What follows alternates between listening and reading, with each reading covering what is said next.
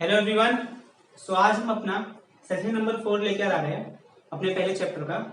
तो आज हम अपना चैप्टर में डिस्कस करने वाले हैं वर्टिकल मोशन। जैसे कि मैंने पिछले लेक्चर में बताया था आपको कि हम वर्टिकल मोशन आज डिस्कस करने वाले हैं। तो कुछ बच्चों का डाउट था, वो पहले हम क्लियर कर लेते हैं, फिर बाद में हम वर्टिकल मोशन से स्टार्ट करते हैं। तो इनको प्रॉब्लम आ रही थी एग्जाम्पल में, तो वो मैं रीड करता हूँ, फिर उसके बाद हम आगे का करते हैं। तो ये एग्जाम्पल नंबर 1.4 है, ठीक है। तो इसमें क्या दिया है हमें, a merry go round usually consisted of a central vertical pillar at the top of its horizontal rod which can rotate about vertical axis at the end. मैं क्वेश्चन दे देता हूँ, आप लोग देख लेना। मैं डायरेक्ट स्टार्ट करता हूँ सॉल्यूशन से। तो हमें क्या क्या दे दिया है, एक वर्टिकल रॉड दिया है और ये हमारे पास मैरीगो राउंड है और यहाँ पर हमारे हॉर्सेस है, ठीक है। तो ये हमारे हॉर्सेस हो गए। तो अभी हमें क्या क्या दे दिया है, हमें दे दिया है ये 2.1 मीटर। इसके बाद में ये एक एंगल थीटा से हमें कुछ दे दिया है, यहाँ पर भी एंगल क्या बना रहा है, थीटा बना रहा है, सही है। और इसका क्या हमें दे दिया, 1.5 मीटर लेंथ दे दिया है। ये सब हमें दिया है। और हमें गिवेंस में क्या क्या दिया है, गिवन में दे दिया हमें यूज जी का वैल्यू एस पाई स्क्वायर और साइन 37 का वैल्यू दे दिया हमें 0.6, ठीक है।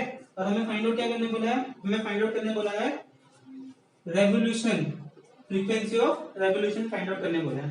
तो देखिए अभी इसमें हमें क्या क्या दिया है और हमें इसको कैसे सॉल्व करना है, ठीक है।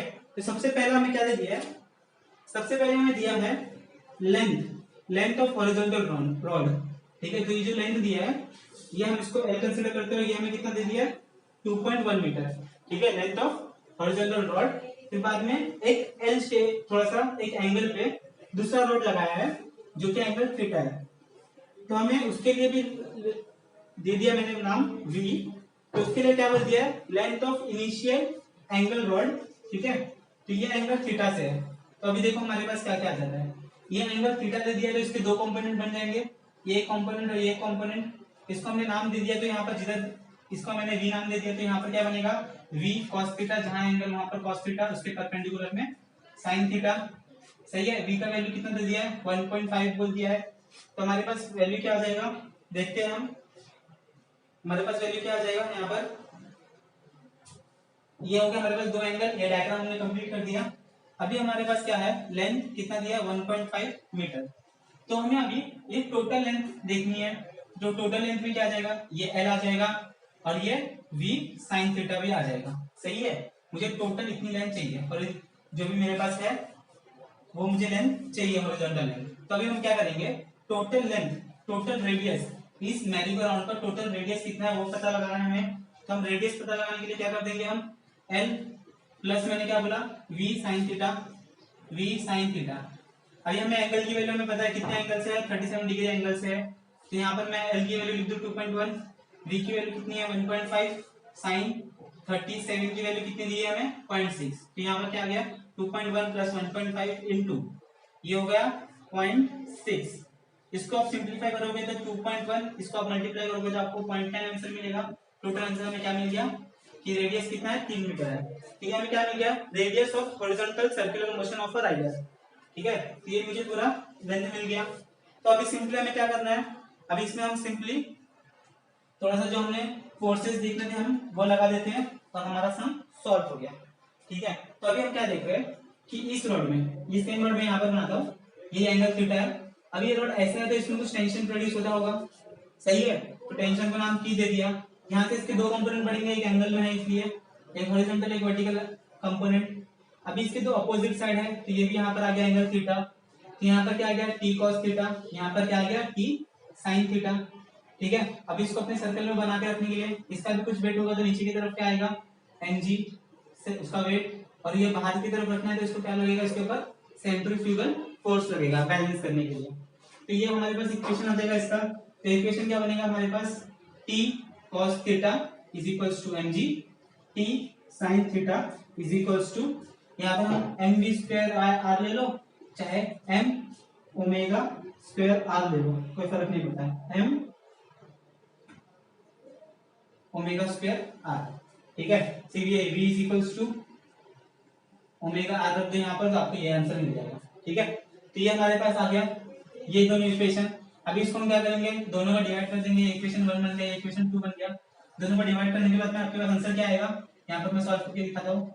sin theta upon t cos theta is equals to m omega square r upon mg। m से मर गया, t से t बन गया, sin upon cos tan theta omega square r upon g। सही है, omega r square upon g। हमें omega की वैल्यू पहले से ही पता थी। ओमेगा की वैल्यू कितनी होती है, मैंने पिछली लेक्चर्स में ही बताया था। ओमेगा की वैल्यू कितनी होती है, 2 पाई n। ठीक है, 2 पाई n होती है। तो इस हिसाब से यहाँ पर ओमेगा स्क्वायर है, तो यहाँ पर क्या आ जाएगा, ओमेगा स्क्वायर मतलब ये पूरा स्क्वायर, 2 का square 4 pi square n square. तो ओमेगा स्क्वायर की जगह पे हम क्या रखेंगे, 4 पाई स्क्वायर n स्क्वायर। तो यहाँ पर क्या आ गया मेरे पास, 4 pi square n square r divide by g। मेरे पास ये इक्वेशन बन गया। अब इसको और सिंपलीफाई करते हैं हम, इसको और हम सिंपलीफाई करते हैं, नोट डाउन करते जाओ साथ साथ में। तो अभी हमें फाइंड आउट क्या करना है, n फाइंड आउट करना है, तो बाकी सबको हम एक जगह पे फेंक देंगे। तो tan थीटा थीटा यहाँ पर हम g की वैल्यू अभी रख देंगे यहाँ पर। तो क्या आ जाएगा g की वैल्यू में, पाई स्क्वायर से पाई स्क्वायर मर गया, बचा गया 4 n स्क्वायर r। ठीक है, अब हम यहाँ पर सब शिफ्ट कर देते हैं। तो यहाँ पर क्या बचा, n स्क्वायर, ये सब नीचे आ गया। तो tan theta upon 4 r, n है मुझे सिर्फ n चाहिए, स्क्वायर निकालना है तो square tan theta upon 4 r। सही है, r की वैल्यू हमने अभी कैलकुलेट कर ली थी जो 3 मीटर आई थी। तो यहाँ पर tan थीटा का वैल्यू आप लोग लॉग बुक से देख लोगे। tan थीटा मतलब थीटा कितना दिया हमें, 37 डिग्री, और 4 इंटू 3। तो हमारे पास आंसर क्या आएगा, यहाँ पर tan 37 की वैल्यू कुछ अप्रोक्सीमेट 0.7636 समथिंग आएगा। तो ये कुछ है वैल्यू मेरे पास, मैंने डायरेक्ट अप्रोक्सीमेट ले लिया। यहाँ पर आ गया 12। जब आप इसको सॉल्व करोगे तो आगे हमें क्या मिल जाएगा, इसकी अप्रोक्सीमेट वैल्यू कुछ ये आएगी। जब आप इसको सॉल्व करोगे तो आपको आंसर मिलेगा 0.25। 0.25 मतलब क्या हो गया हमारा, 1/4 रेवोल्यूशन पर सेकेंड। ठीक है, हमारे पास ये क्या बन गया, रेवोल्यूशन पर सेकेंड, या इसको आप हर्ट्ज भी लिख सकते हो। ठीक है, फ्रीक्वेंसी है तो इसको हम हर्ट्ज भी लिख सकते हैं। तो ये था हमारा आंसर पहले क्वेश्चन का। अभी सेकंड क्वेश्चन पे डिस्कस कर लेते हैं हम। सेकंड क्वेश्चन इजी है, आप लोग खुद कर लोगे। सिर्फ उसमें इतना याद रखना है कि जैसे कोण पर हम ऊपर नीचे चलते जाएंगे वैसे हमारा फ्रीक्वेंसी इंक्रीज और डिक्रीज होगा। मैं आपको लॉजिक बता देता हूँ, सम बहुत इजी है। ठीक है, ये हमारे पास एक कोण आ गया। ठीक है, कोण है, कोण में आप क्या देख रहे हो कि इसका रेडियस कुछ आ रहा है। जैसे जैसे हम नीचे आएंगे तो इसका रेडियस चेंज होता है, चेंज कम होते जा रहा है, कम होते जा रहा है, कम होते जा रहा है। सही है, तो अभी हमें इसकी वेलोसिटी भी देखनी है। तो रिलेशन क्या है, जैसे जैसे n बढ़ेगा, हम नीचे से ऊपर आ रहे हैं, यहाँ पर कुछ 1 है, 2 है, 3 है, 4 है, जैसे जैसे हम ऊपर आएंगे हमारी वेलोसिटी भी क्या करती जाएगी, बढ़ती जाएगी। ठीक है, वेलोसिटी भी क्या करती जाएगी, बढ़ती जाएगी, और फ्रीक्वेंसी क्या होती जाएगी, कम होती जाएगी। अभी एग्जांपल में लेके समझाता हूँ आपको। यहाँ पर मेरा कुछ मार्बल है, ठीक है, गोटी, उसको मैंने यहाँ पर रखा, उसको मूव कर रहा हूँ, तो वो स्पीड से मूव करेगी, लेकिन क्या कम एरिया के कम होने के कारण वो क्या करेगी, सबसे ज्यादा रेवोल्यूशन बहुत ज्यादा यहाँ पर लेगी। वही मैं बोलूँ कि उसी स्पीड पे थोड़ा सा स्पीड हमारा क्या हो गया, बड़ा राउंड आ गया, बड़ा एरिया कवर करना है, तो स्पीड हमारी बढ़ जाएगी, रेवोल्यूशन क्या हो जाएगा, कम हो जाएगा। एरिया बढ़ गया तो रेवोल्यूशन लेना हमारा कम हो जाएगा। तो ये इसका लॉजिक है। अगर हमारा आर डिक्रीज होते जाएगा तो वी भी डिक्रीज होगा, लेकिन एन की वैल्यू क्या होगी, फिर एन की वैल्यू हमारी इंक्रीज होगी। तो हमारे क्वेश्चन में क्या दिया है, वी मैक्सिमम का वैल्यू हमें दिया है। ठीक है, तो वी मैक्सिमम कहां पर होगा, मिनिमम फ्रीक्वेंसी होना चाहिए तभी। ठीक है, इसलिए हमने मिनिमम फ्रीक्वेंसी फाइंड आउट किया। तो ये सेकंड क्वेश्चन का लॉजिक था, होप आपको समझ होगा। अभी आगे हम आज के टॉपिक पे आते हैं, जो कि है हमारा वर्टिकल मोशन। ठीक है, क्या है हमारा वर्टिकल मोशन। तो हम अभी डिस्कस करने वाले हैं हमारा टॉपिक वर्टिकल सर्कुलर मोशन। तो टॉपिक लगा दो आज का, वर्टिकल सर्कुलर मोशन। तो हमारा हम टॉपिक स्टार्ट करने वाले हैं अभी वर्टिकल सर्कुलर मोशन। ठीक है, तो अभी तक हम लोग यूनिफॉर्म सर्कुलर मोशन के बारे में डिस्कस कर रहे थे। तो उसमें क्या हो रहा था, हमारा जो मोशन हो रहा था वो कांस्टेंट स्पीड के साथ हो रहा था। ठीक है, अभी हमें क्या करना है, यही सर्कुलर मोशन करना है, लेकिन कैसे, वर्टिकल में। मतलब हम एक स्ट्रिंग लेंगे और जिसको बॉब बांधेंगे, ठीक है, और उसको ऐसे ऐसे मूव करेंगे। तो अब इसमें क्या होगा, ये एक नॉन यूनिफॉर्म मोशन है, ठीक है। कैसा मोशन है ये, नॉन यूनिफॉर्म मोशन। ये कौन से टाइप का मोशन है, ये नॉन यूनिफॉर्म मोशन है, जहां पर इसके हर एक इंस्टेंट पे इसकी क्या हो रही है, स्पीड चेंज हो रही है, ठीक है। तो हमें इसके बारे में स्टडी करना है और इसके बारे में हमें देखना है, ठीक है। तब मैं अभी एग्जांपल देके समझाता हूँ। ये ब्लैक पोर्शन आप समझो कि ये बॉब है और ये व्हाइट पोर्शन स्ट्रिंग है, ठीक है। अभी हम क्या करेंगे, इसको ऐसे ऐसे घुमाएंगे, बचपन में हम घुमाते थे, ऐसे ऐसे घुमाएंगे और हम ऐसे 4 इंस्टेंट पे हम इनकी वेलोसिटीज चेक करेंगे, ठीक है।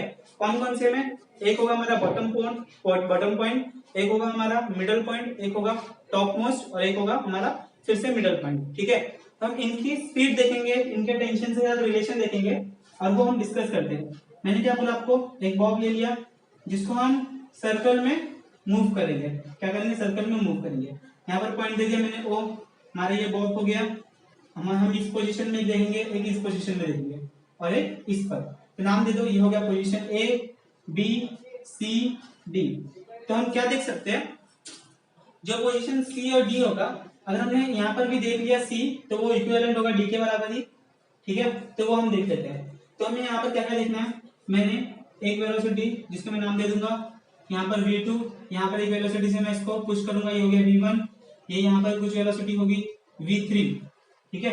इतनी वेलोसिटी दूं, थोड़ी वेलोसिटी देंगे तो हम क्या होगा, ये कि यहाँ पर मूव करेगा, to and fro motion, oscillation होगा।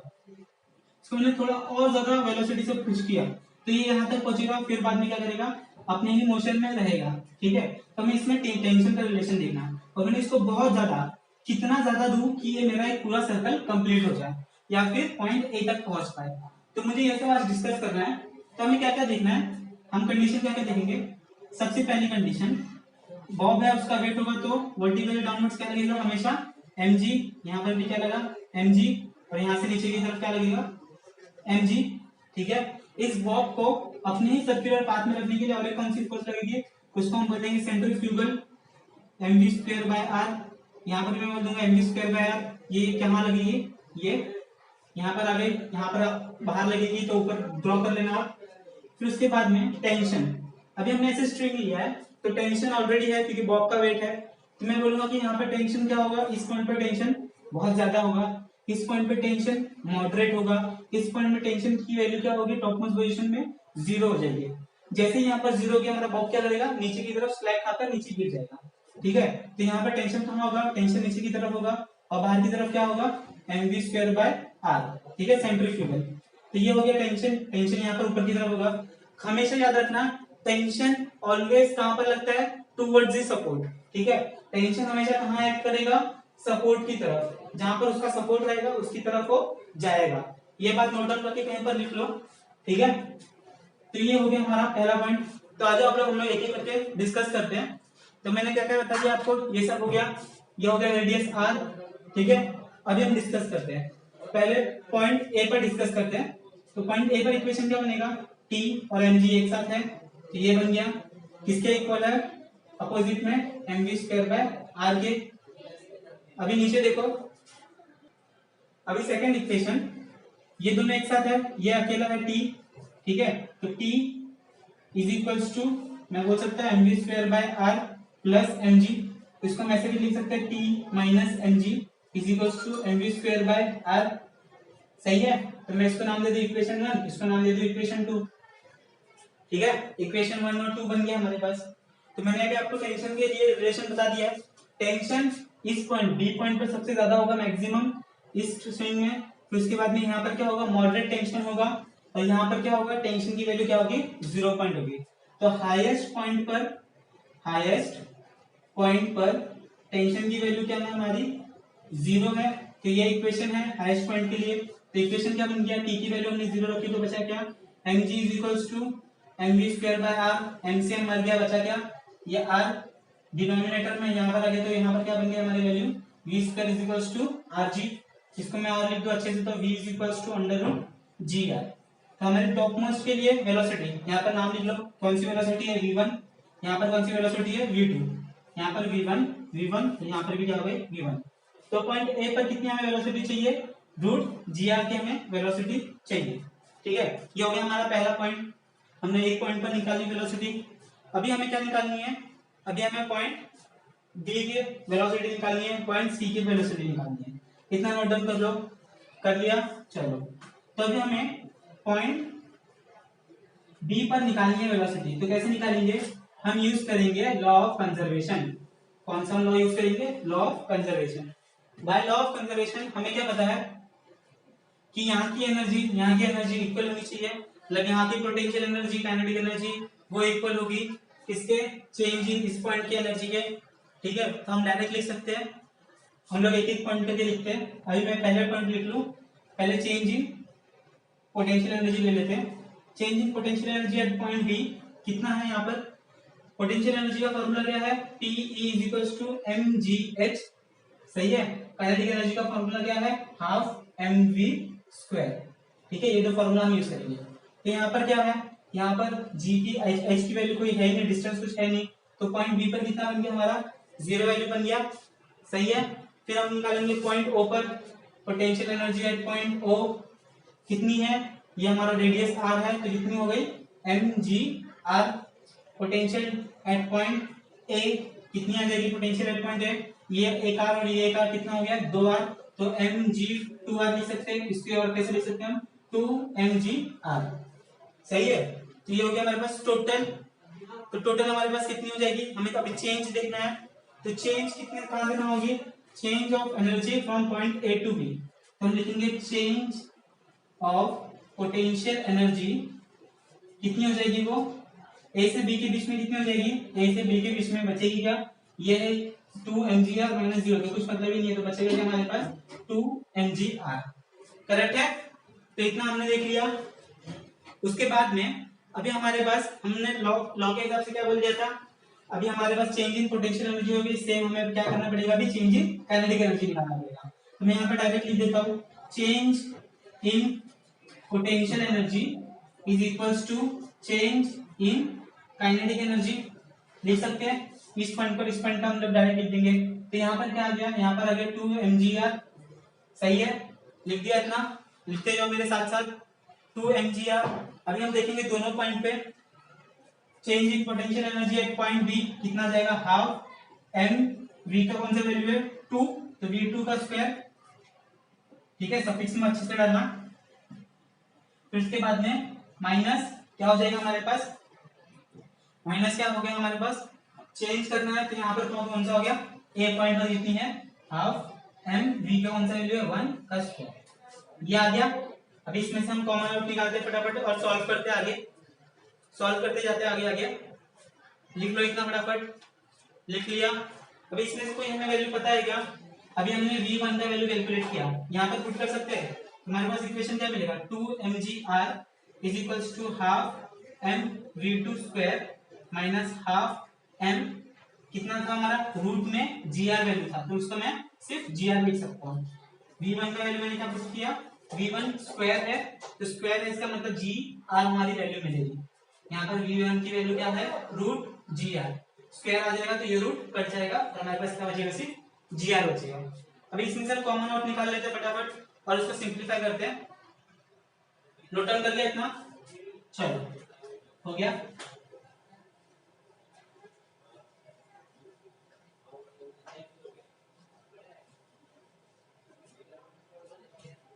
कर लिया इतना? अभी फटाफट हम क्या करते हैं? वैल्यूज रखते जाते हैं। तो मैंने लास्ट क्या किया? 2mgr is equals to half M v2² minus half M v1 का वैल्यू रखा था जो था अंडर रूट gr का स्क्वायर, v1 का स्क्वायर था इसलिए।